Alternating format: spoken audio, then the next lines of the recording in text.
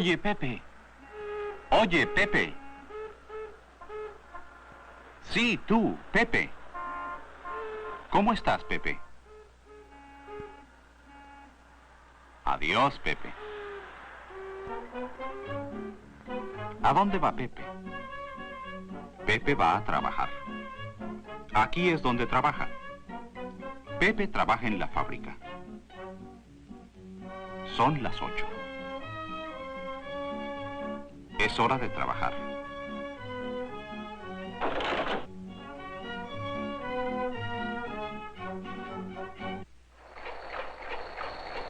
En la fábrica hay muchas máquinas.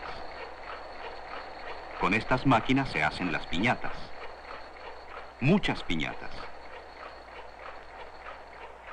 Se hacen muchas piñatas porque en México hay muchas fiestas.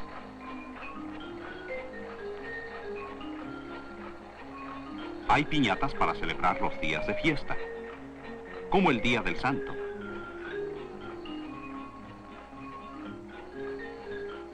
O el cumpleaños. O el Día de la Independencia. O la Navidad. Algunas piñatas tienen forma de un animal como el burro. Algunas tienen forma de una gallina.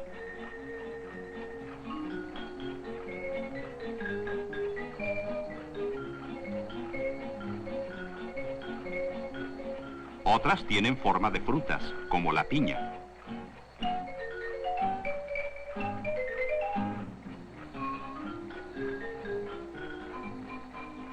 O la manzana.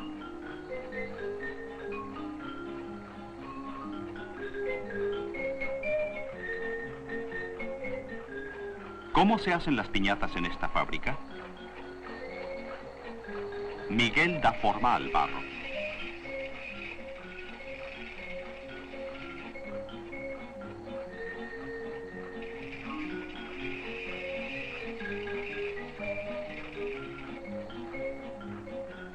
Antonio le pone papel.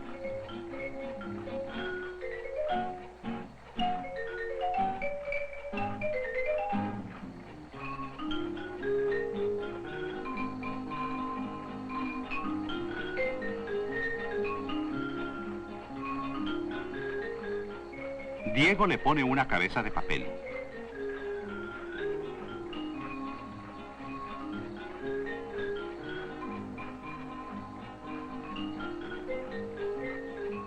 Roberto llena todas las piñatas.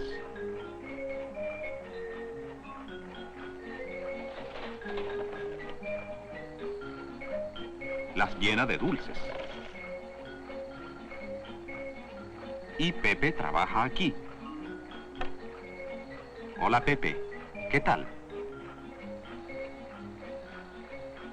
¿Qué hace Pepe? Pepe pone las tapas en las piñatas. Luego se llevan las piñatas.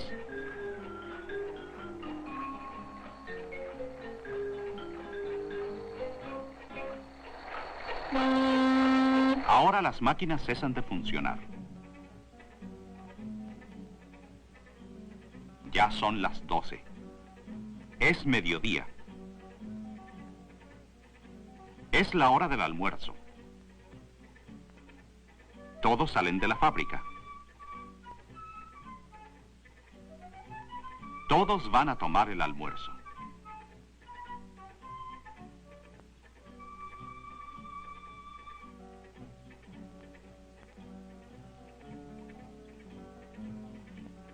Todos toman el almuerzo. Todos, menos Pepe. ¿Dónde está Pepe? Pepe está en la fábrica. Pepe tiene una idea. tiene un peso.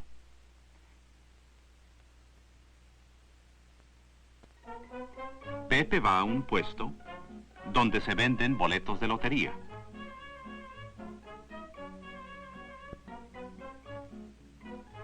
Compra un boleto. El número 792306.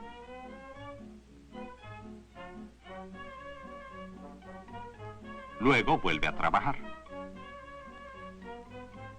Ya es la 1. Es hora de volver a trabajar.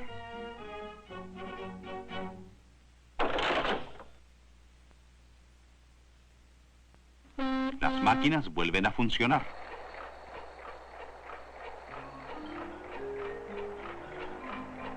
Miguel vuelve a trabajar. Da forma al barro. Antonio vuelve a trabajar también. Le pone papel.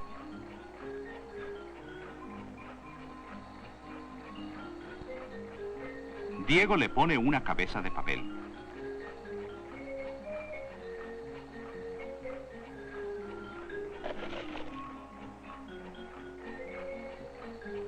Roberto vuelve a llenar las piñatas. Las llena de dulces. Y Pepe vuelve a poner las tapas en las piñatas. Pepe está pensando. Está pensando en su boleto. ¿Ganará? ¿Quién sabe? Pepe está pensando. Y pensando. Y pensando. Y pensando.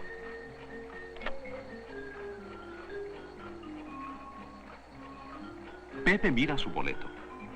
Mira su número. El número 792306. ¿Ganará?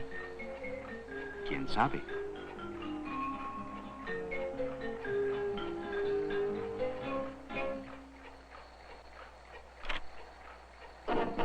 El boleto, Pepe, el boleto. El boleto ya está en la piñata.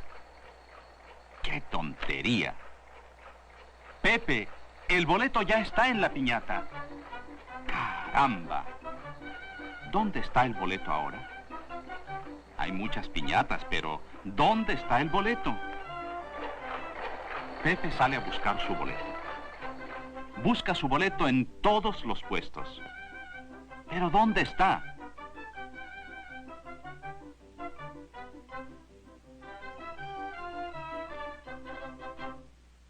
El boleto no está aquí.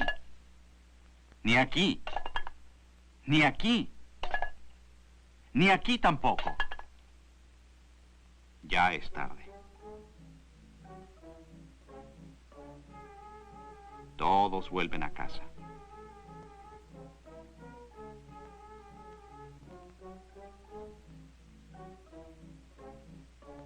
Pepe también vuelve a casa.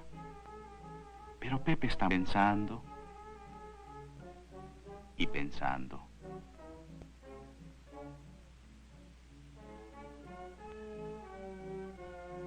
Pobre Pepe.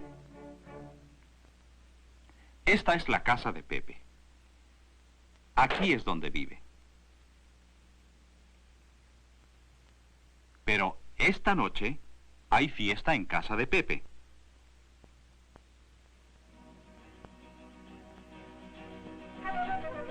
Es el día del santo de su hermana Teresa. Todos están muy alegres. Todos menos Pepe. Él está muy triste. Para la fiesta de su hermana Teresa hay una piñata.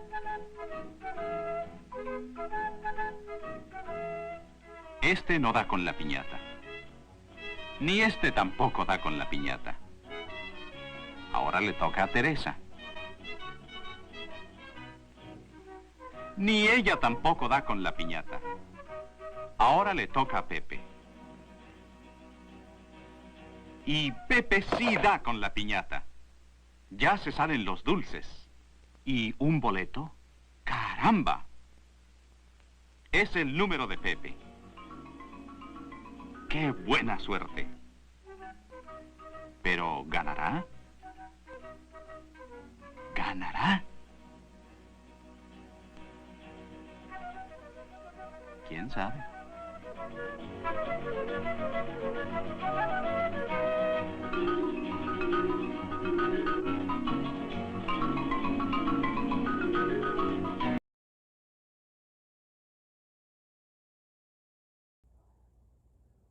That's so peppy.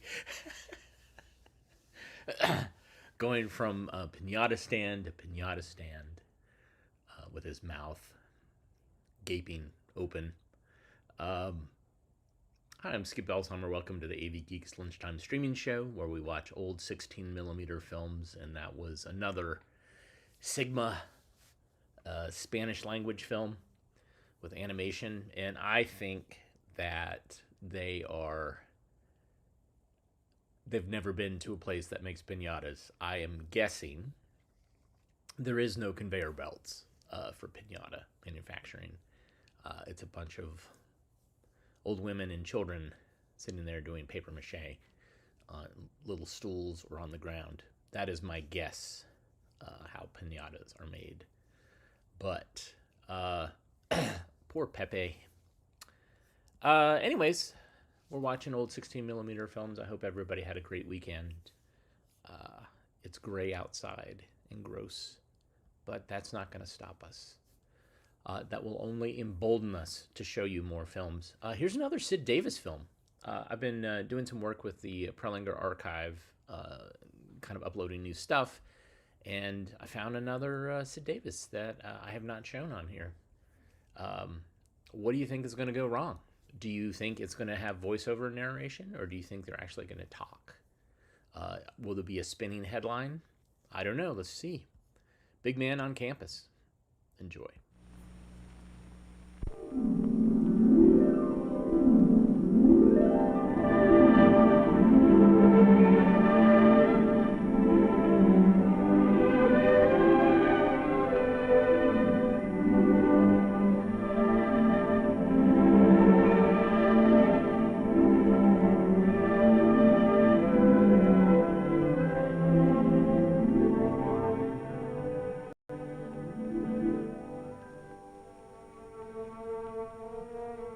This is Jerry Warner, and he's in trouble.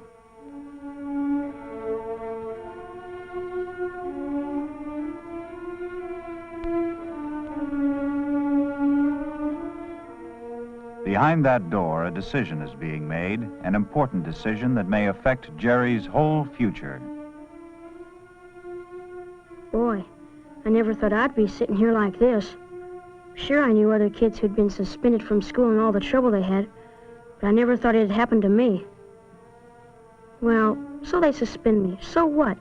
That's okay, too. The other kids will still think I'm a pretty big man, only it is going to be a lot of bother.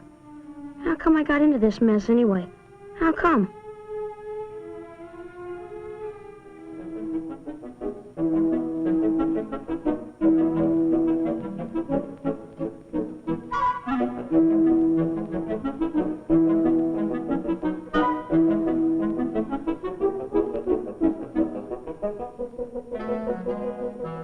Who do they think they are, anyway?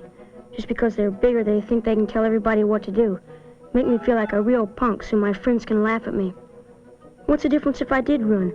It's a silly rule anyway. And I didn't hurt anybody.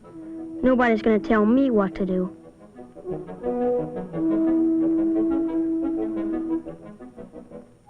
Those two characters made me look pretty silly, all right. Well, I'd show everybody what I think of that sissy stuff.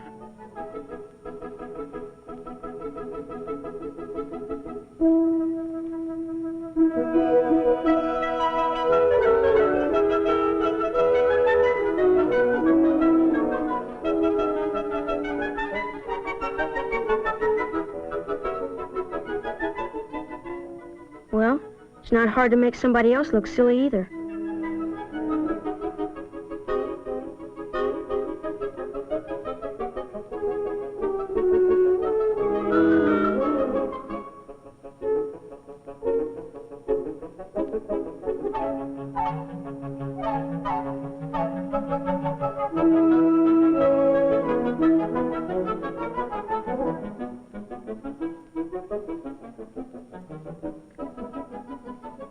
I didn't really want to fight that guy. I was only clowning.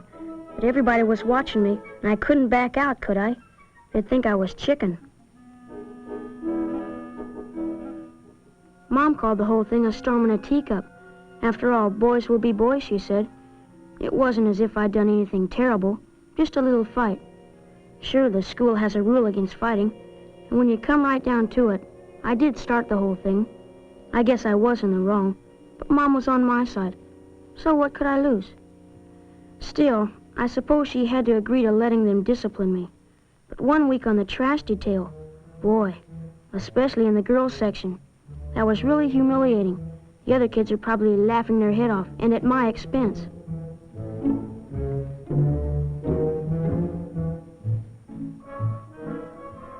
And then another lecture, just because I got an F in a home assignment. Well, so what? It's not the school grades that matter, but whether or not you're popular, isn't it? That's the way to be, somebody rather than nobody. The most important thing, and I'd show 'em.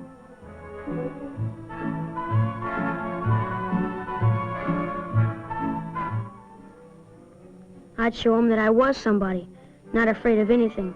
I'd show 'em a real stunt. I wanted all of them to look up to me, not to laugh at me.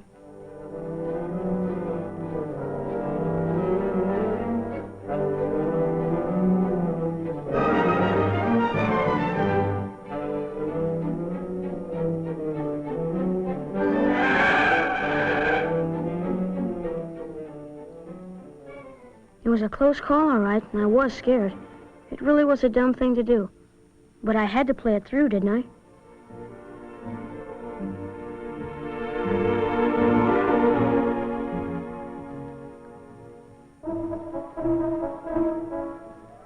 Here it comes, another lecture. Someone else to tell me, do this and don't do that, even after school.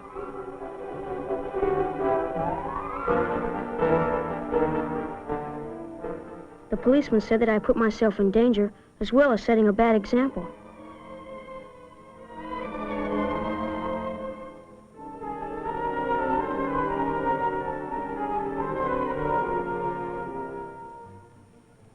I got away with it this time with just a warning. And I was sure the kids were impressed that I wasn't afraid. The kids were impressed, all right. Anyway, some of them were.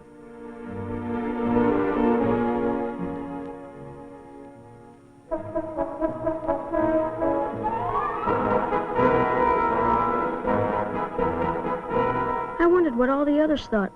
Most of them didn't belong to my gang, of course. They thought that getting good grades and obeying the rules were the things to do. Sure, they'd sometimes watch when I did a stunt or something and laugh. I'd sometimes wonder if they were laughing with me or at me. Anyway, I was pretty sure my own group, even though it was a small one, thought I was a big man. That Carol, she was pretty impressed with me, all right. She's okay, only I wonder if she's really the kind of girl I could go for. It may be just that, well, she's always around. She isn't really that good looking either, only kind of flashy, and it's certainly true that she isn't very smart. I guess the teacher was right when he told her that you can't keep your mouth and your mind open at the same time. And Carol certainly does talk a lot in class.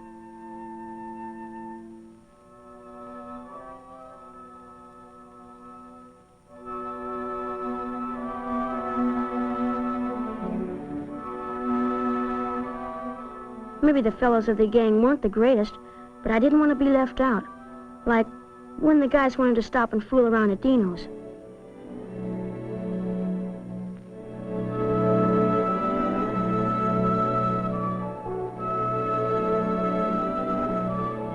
I knew very well that I was supposed to go straight home from school, but I just couldn't refuse. I knew I was doing the wrong thing, but I guess it was more important to be accepted by the guys than anything else.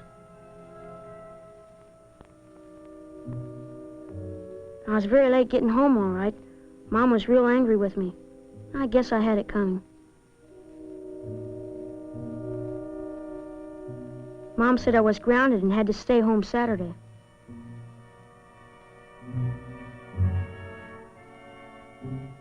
And it wasn't any fun to have to tell the kids that I couldn't go with them after all.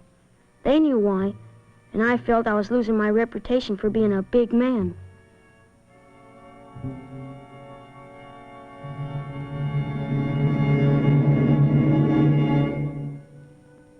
that's when I got my big idea. I really wanted to show 'em.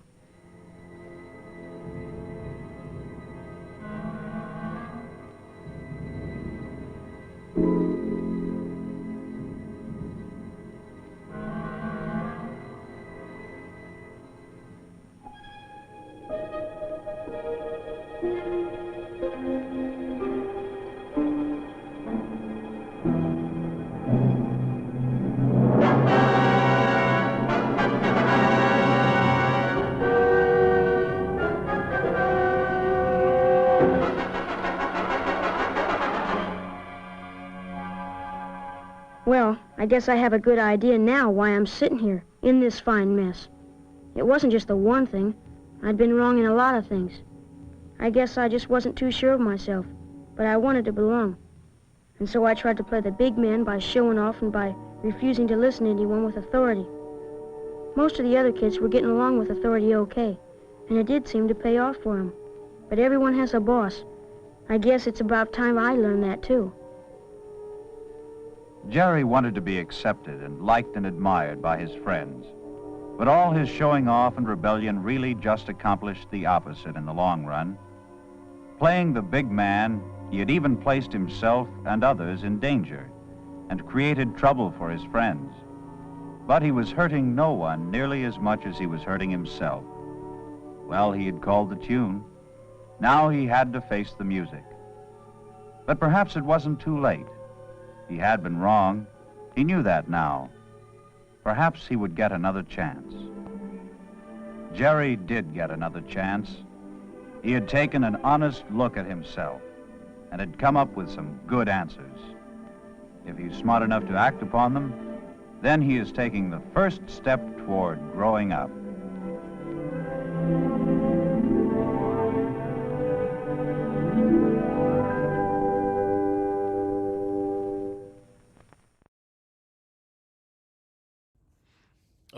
As somebody pointed out in the comments, maybe Jerry was trying to prove himself because he spoke with a cartoon Mickey Mouse voice. You know, he looks much older than the voice that is narrating for him. Poor kid has not gone through puberty yet. That's why he's acting out. All right. Thank you, Jeremy, for donating via the Super Thanks button in the comments. That's a great way to support us. You can also give us a thumbs up, a like, even if you've done it recently. That's a great way to support us. Or you can buy us coffee via ko-fi.com/avgeeks or patreon.com/avgeeks. Yeah. Let's learn about a little tree that had a dream. Enjoy.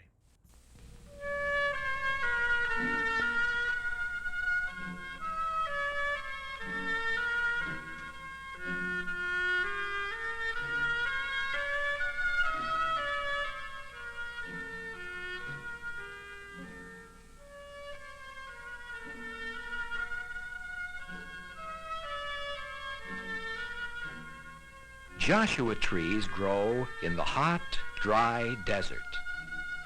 And this is the story of one little tree who, in the cool of the evening, had a dream that carried him from the desert to the mountains and across the land to the sea.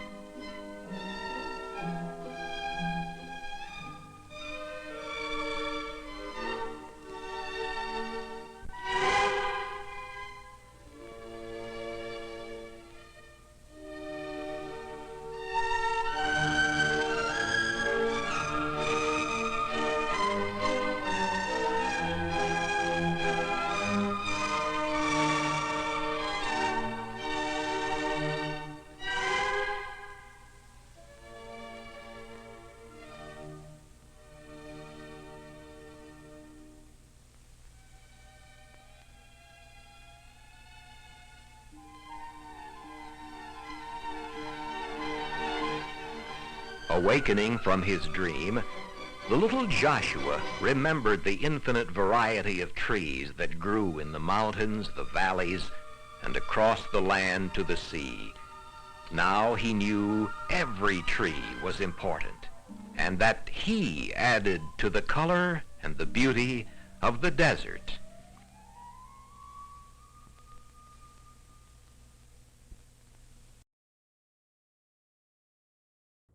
What? um, yeah. Okay. All right. I'll take that, I guess. So that film came from the Academic Film Archive of North America, and the collector slash curator of that archive is Jeff Alexander, who over the years had developed a relationship with many of the filmmakers, and so the filmmakers would actually donate their films to the archive, and the films that they often received were ones that were never run through a projector and never distributed. So, and oftentimes the color is Kodachrome versus Ektachrome. So there's a lot of films that show up in the archive that are just these pristine, beautiful, beautiful films. Now, that being said, that film, it looked like somebody went on vacation and just shot a bunch of footage and then was like, what narrative can we do to kind of string this together? And I don't know if they were successful, but it was pretty nonetheless.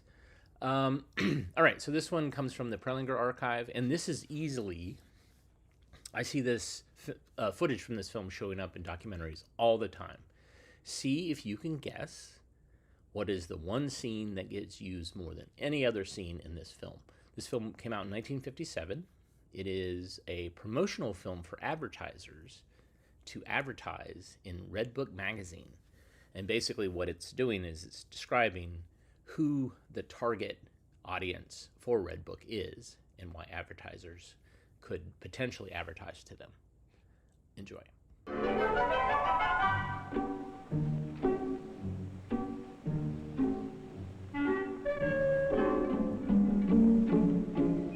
The suburbs, almost as much written about as Madison Avenue, and just as much in need of reflection.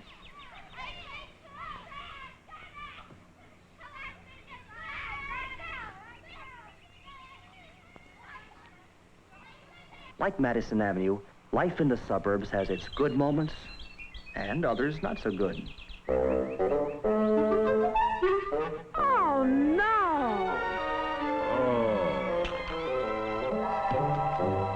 Discouraged? Disgruntled? Heck no. They're glad to be here. Remember?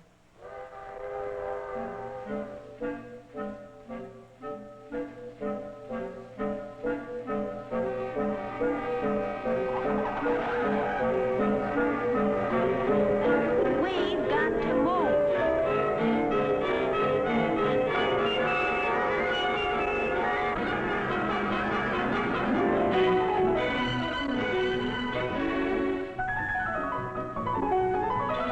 And so they join the stream of family life in the suburbs, soon to become part of its familiar sights, soon to absorb its familiar sounds. Anybody home?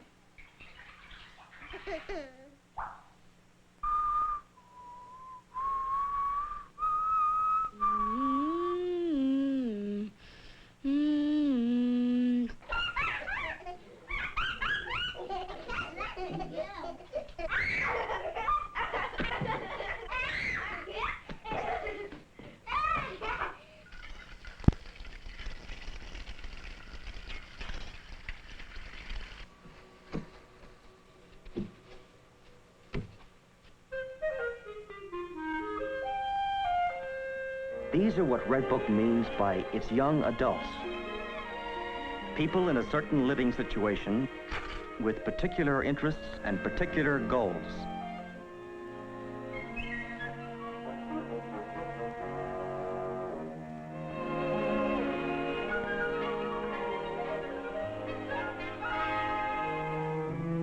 These young adults begin to discover Redbook about the time they apply for their marriage license, start life in their own homes, have their first baby, take out their first loan, and they stay with Redbook through their busiest years.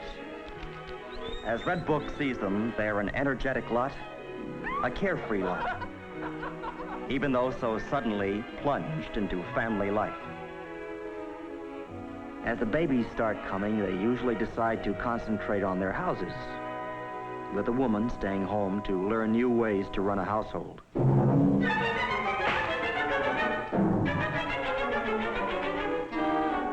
Where it soon dawns on her that she could use a little expert help. While the kids are young, many of the mothers try to stay at home, which isn't always so easy either.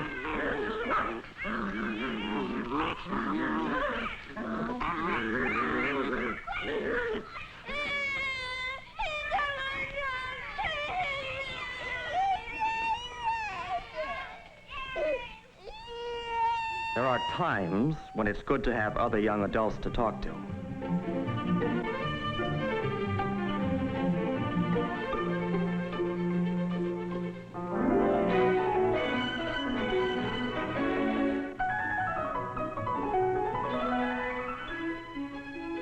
But wherever they go, there's usually a baby nearby.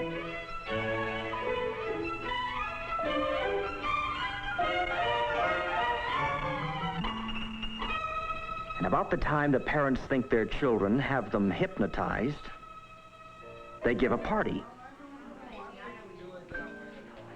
and bring the kids.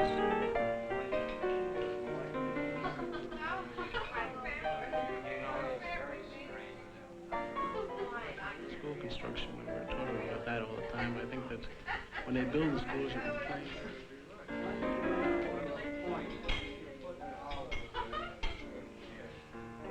Well, I'm for a progressive school meeting. I'd rather have only big auditoriums and gymnasiums and so forth. Well, you don't educate by an auditorium. Basically, you can have those. Oh, you're wrong. I always know how my children will behave. That's good.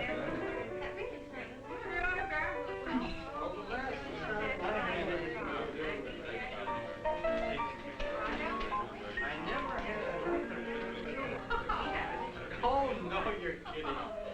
Any magazine written for young adults and matching their busy lives is bound to be lively, full of things to talk about, varied, and warm.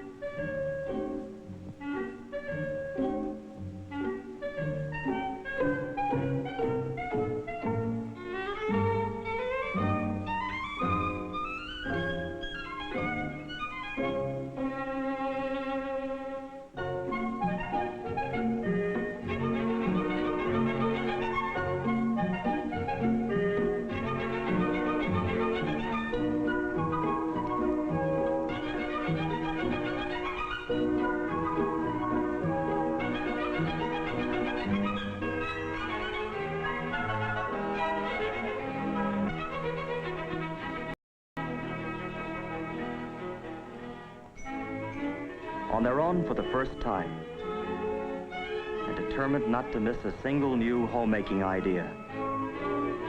They're busy just making choices and welcome solid information in concise form.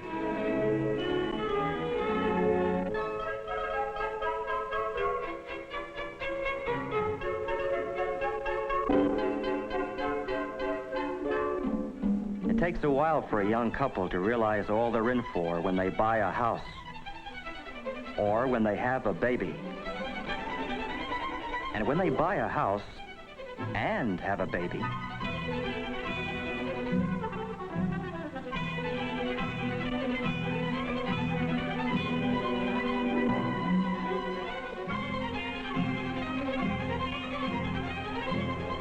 hardly realizing it, they come into their purchasing stage and are off on a wild, non-stop ride.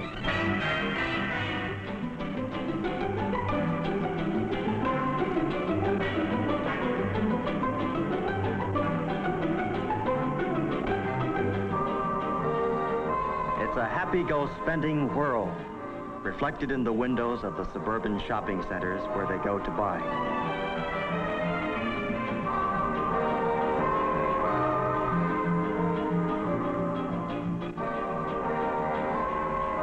Redbook has been studying shopping centers because the people who created the suburbs are young adults, and the shopping centers are built in their image. Selling to young adults demands a new kind of marketing.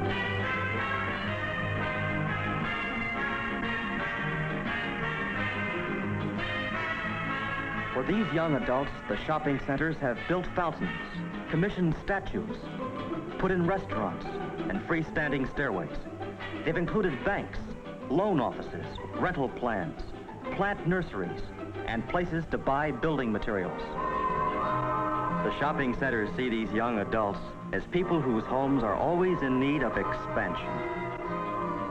People who buy in large quantities and truck it away in their cars. It's a big market. To help people find their cars, the centers have enlisted the children. They've put in shopmobiles to help them cover the ground. They've added banks of storage lockers, miles of checkout counters, and endless rows of carts. Carts rolling down the malls at Southdale, at Northland, at Gulfgate, Sunrise, and East Point, at Hillsdale in California. These young adults, shopping with the same determination that led them to the suburbs in the first place, are the goingest part of a nation on wheels. Living by the automobile, the first young adults in the age of the push button.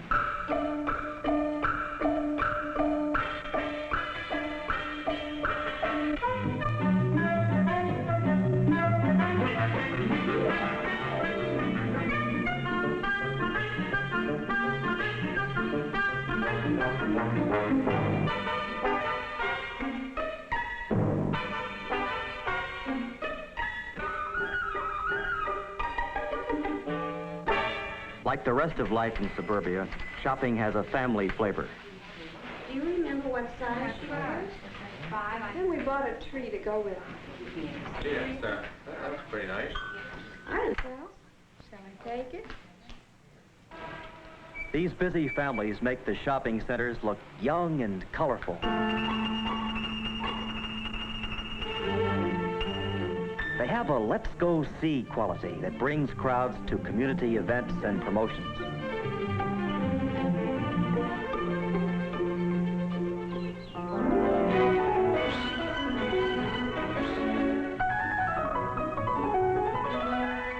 For the children, whom the young adults have always at hand, there's plenty to do and see. While his family shops, a boy can catch a fish, ride the rides, go to the circus, visit the center zoo, and have his hair cut. And if that doesn't tire him out, his mother can put him in the center's nursery school, where he can get paint on his shirt, see his friends, and wear himself out on the bars.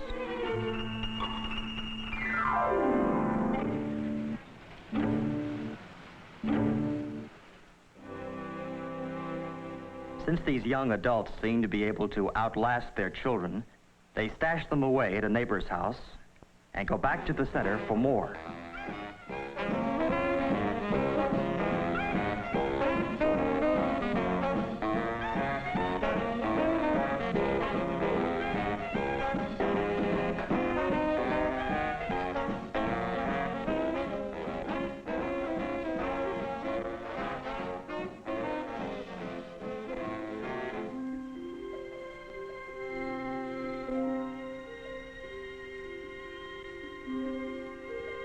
This is the life young adults lead, summed up recently in a single phrase, and dramatized by Redbook in major shopping centers all over the country. For more than 2 years, Redbook had been working with merchants' associations in shopping centers, studying young adults. When the Easy Living promotion was presented, almost every store joined in. The first center-wide promotion in the history of marketing.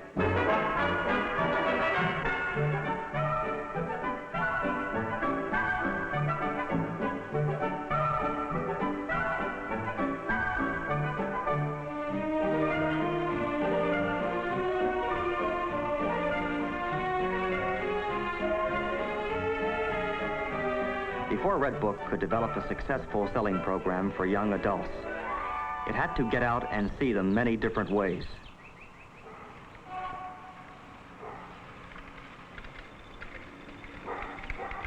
It had to get to know them so well that it could become a magazine solely for them. What are young adults like from an editor's point of view? Well, they're not so much highbrows or lowbrows as wrinkled brows. They're serious, and no wonder.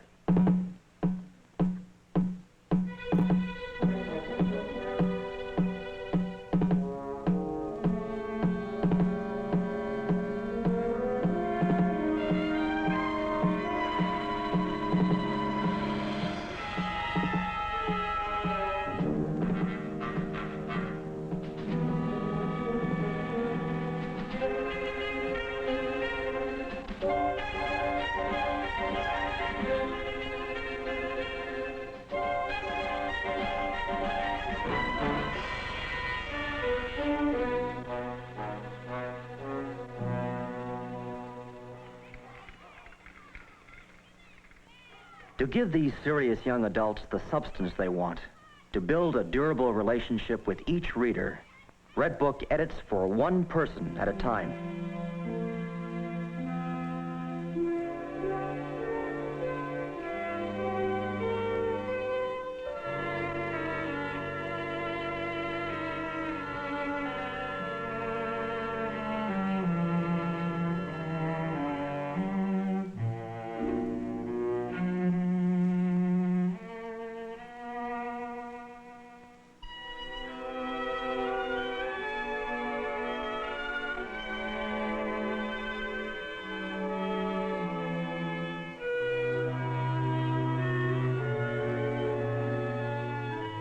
Having established a personal relationship with its readers, Redbook then talks to them so that they recognize their own living situations in its pages.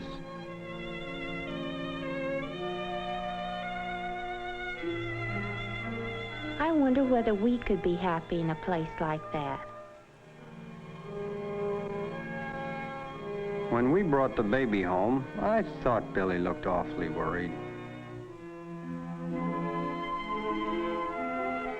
I've got a boy just like him. Comes home from school, always asking questions.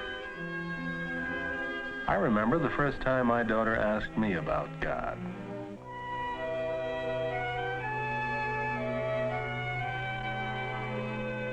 They were out on strike for months.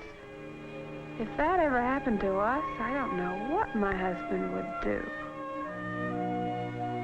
Just as the realities of family life are thoroughly woven into Redbook, so are the realities of community life. Many young adults come to the suburbs as ex-apartment renters. So, what about the roads, the schools? Will somebody please explain what a bond issue is?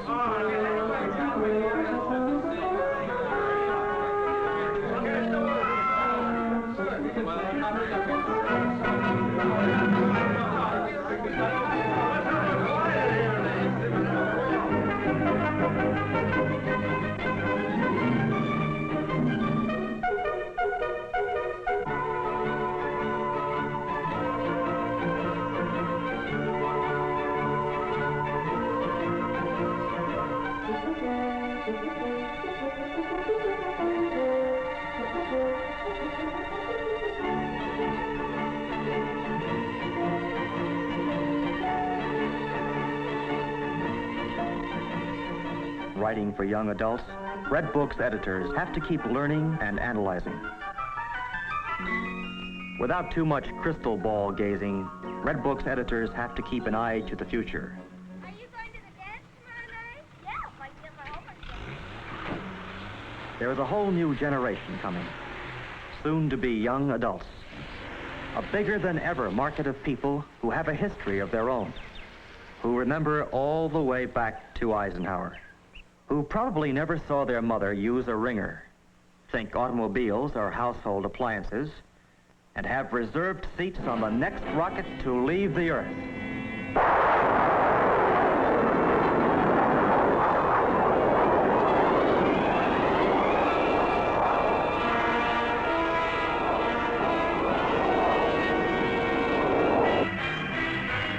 But right now, you can ride along with the happy-go-spending, buy-it-now young adults of today. Ride with the young adults who are buying 70% of all homes sold. Swing into the orbit of more than 2.5 million families. Right now, with the only mass magazine aimed exclusively at young adults.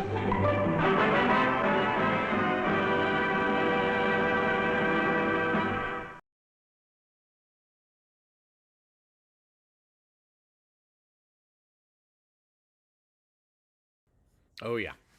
So there were a couple of shots. One is, both of them are basically a car is driving past a bunch of houses in a suburb. And it's a shot from the car as it goes past. There's that, and then there's another one with a side view mirror looking back at the people. Both of those are used a lot. I see them show up all the time when they're talking about the suburbs. And this was 1957, so we did some math, and that means that kids that were born in 1957 are 68 this year. So that's want to give you, if you want to get some context there. All right, so coincidentally, I have a film in my collection that's also a Redbook film, but it is made much later. I would say at least 15 years later. I think it was made either in the late 60s or early 70s. This is Redbook is #1 for women. Enjoy.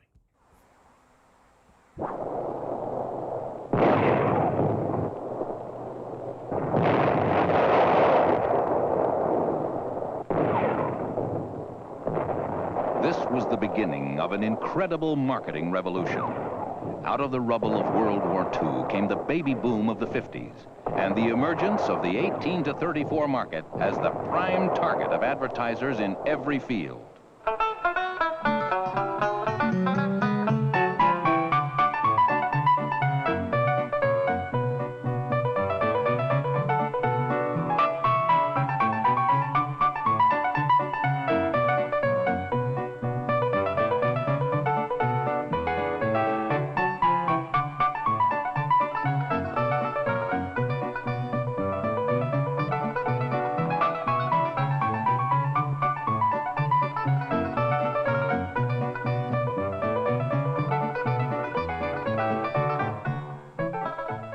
To 34 is big in numbers, big in buying power.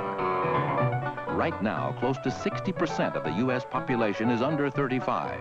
18 to 34 is of immense significance to advertisers today, will continue to grow in importance in years to come.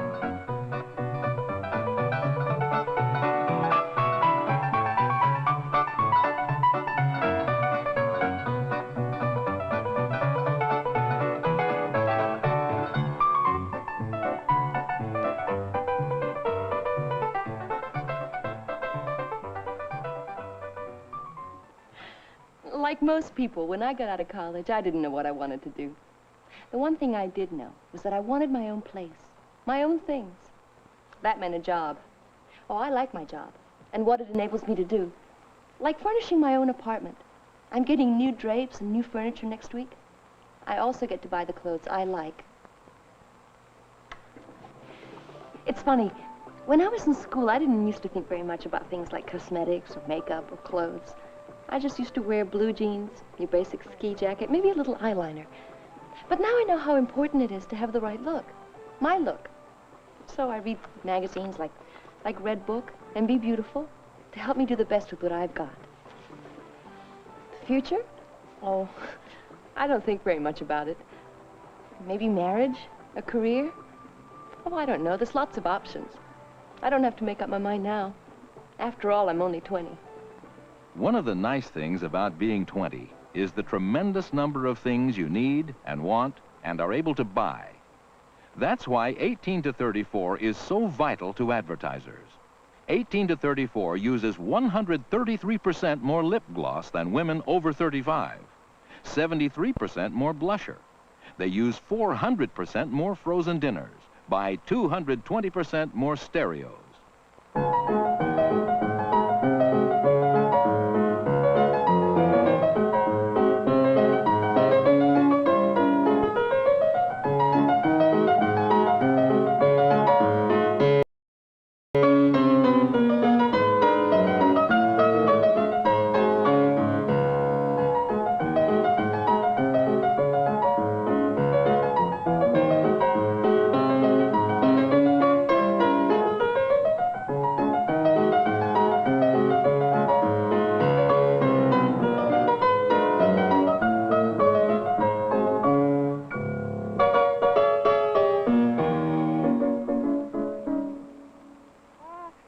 I liked working, having a job.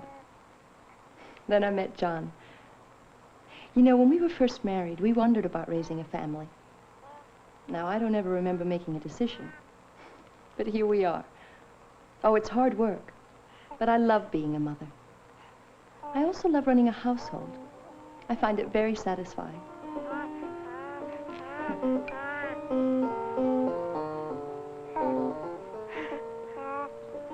Naturally, 18 to 34 spends more on children's apparel, more on furniture and toys. It's funny, we were the first ones of our friends to have a baby. And we also had no family in town. So we really had nobody to talk to about bringing up children. Maybe that's why I turned to Redbook and Young Mother so much. You know, I may go back to work when little John grows up some. I don't know. I don't feel like my options are limited. I certainly know I'm not.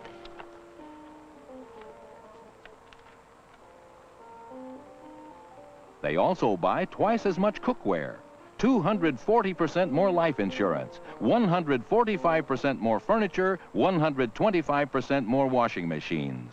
And they drink 38% more wine, 50% more vodka, 78% more rum.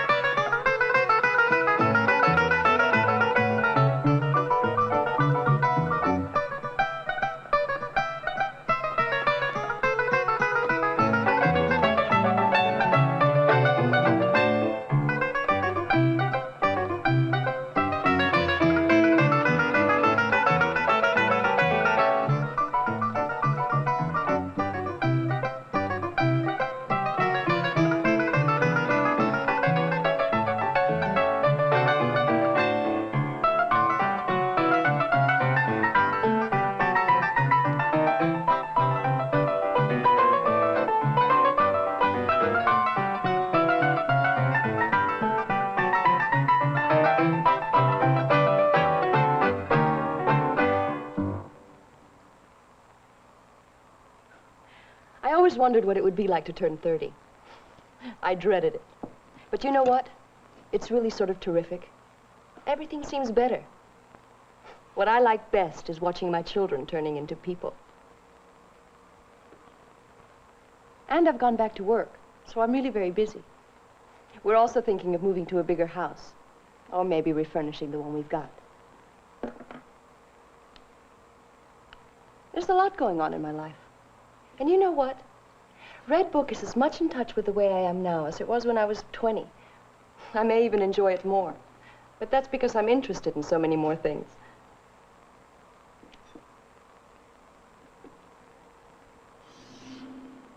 "18 to 34.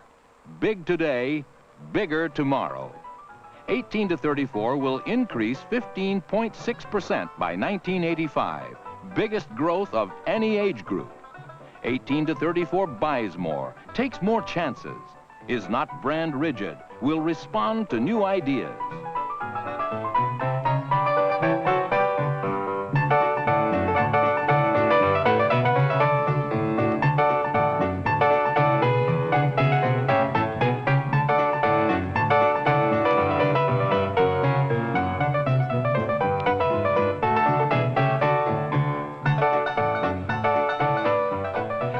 To reach and sell 18 to 34 is through the one magazine edited specifically for that market. Redbook, the magazine for young women 18 to 34.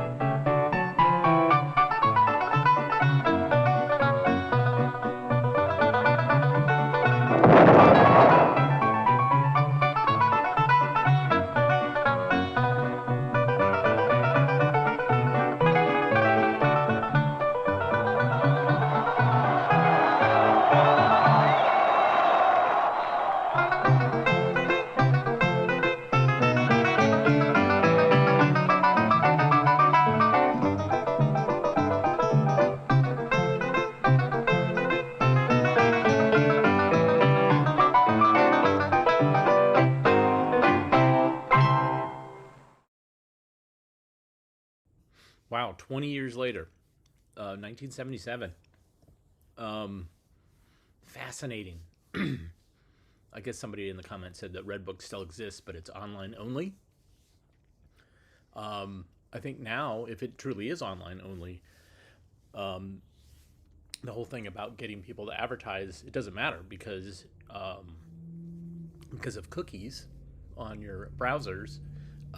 They target ads to whatever your cookie says you're interested in. So it doesn't matter. You don't have to have someone that advertises specifically. I'm sure they still do. I'm sure that there still is sponsorship and things like that. And, you know, I'm sure there's also editorial content, which is also basically just glorified advertising for some new product. But fascinating. Really, really fascinating. So I appreciate you guys digging that. All right. Well, if you like what you saw, you can donate via the Super Thanks button, or go to ko-fi.com/avgeeks to buy us coffee, or patreon.com/avgeeks. That will also buy us coffee, but ultimately will pay for rental costs. The very least, even if you don't have cash you want to donate, hit the thumbs up, hit the like button. Even if you've done it recently, that's a great way to support us. And subscribing as well. And watching other videos that we have posted, other films that we've posted, because we've been posting a lot. So, thanks again for tuning in today. We will see you again tomorrow. Everybody have a great rest of your day. Take care.